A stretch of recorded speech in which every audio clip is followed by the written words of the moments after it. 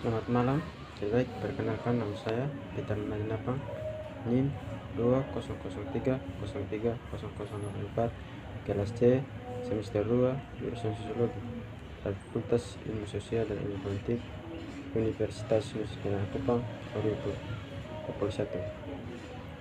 Baik, pada kesempatan ini saya akan membahas materi review buku ke-12. Masuk dalam materi. Pertama,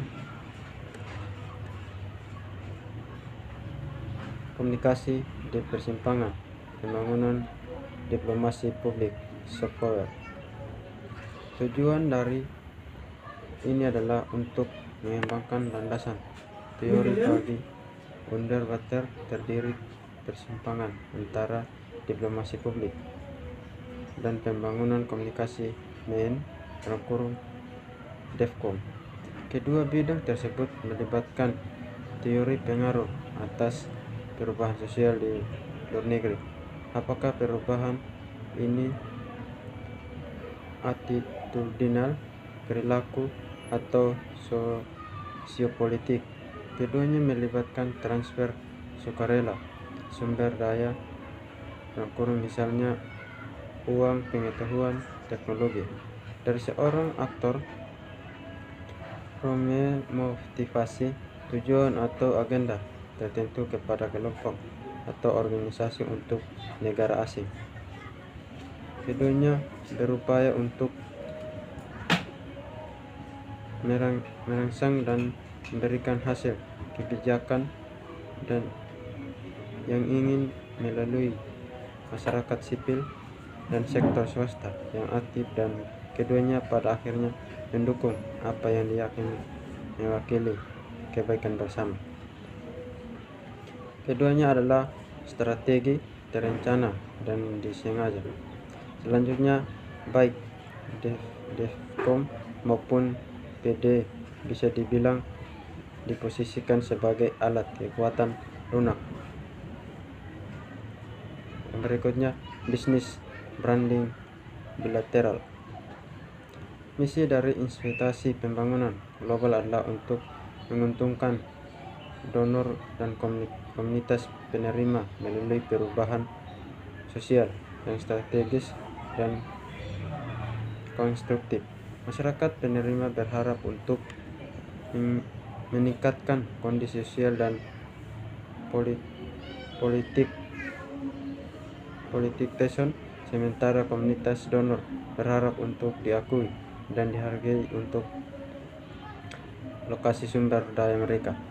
Donor mempromosikan minat mereka melalui mereka investasi mereka dengan cara yang dirancang untuk menarik publik perhatian.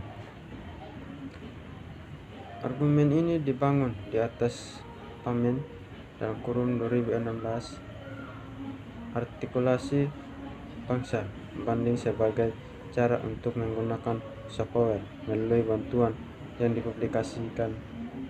Program meningkatkan potensi masalah dengan proses dan hasil dari pengembangan. Berikutnya, perkembangan neoliberal dan pembaharuan negara bangsa. Per tahun 1990-an, Bank Dunia (WB) dianggap oleh beberapa orang yang paling berpengaruh pemasok utama teori dan strategi pembangunan, memperkenalkan pergeseran dalam kerangka konseptualnya untuk berkembang. Paradigma baru dijabarkan dalam berbagai dokumen dan publi pidato licik oleh Presiden Bank Dunia James Wolfenson. Menambah pidato Bank fokus sebelumnya hampir eksklusif pada kebijakan pertumbuhan ekonomi market dan disebut sebaliknya untuk integrasi yang lebih besar dari faktor politik dan sosial dengan tujuan ekonomi sebagai bagian dari kerangka pembangunan komprehensif. Berikutnya, kebijakan industri Kolombia dan seks pariwisata di Cartagena. Eksploitasi seksual komersial dan ninas, adolescentes dan kurang pences. Eksploitasi seksual komersial anak laki-laki, perempuan, dan remaja. Masuk Kolombia adalah salah satu masalah utama yang dihadapi pariwisata, negara industri, gerakan sosial, dan pemerintahan dengan banyak lembaga dan sumber daya yang didedikasikan untuk menentangnya. Tetapi dengan melakukan itu mereka basically bertentangan dengan beberapa tindakan mereka sendiri karena ada hubungan antara kejahatan ini, pencintaan nasional resmi, dan kebijakan untuk pembangunan ekonomi komunal. Hubungan itu berasal dari puluhan tahun pencitraan yang bersifat seksual wanita muda untuk menarik pengunjungan sebagai bagian dari attention branding. Peran dari Amerika Serikat khususnya dalam imajinasi Kolombia sebagai sumber yang diingin laki-laki dan uang dan diplomasi publik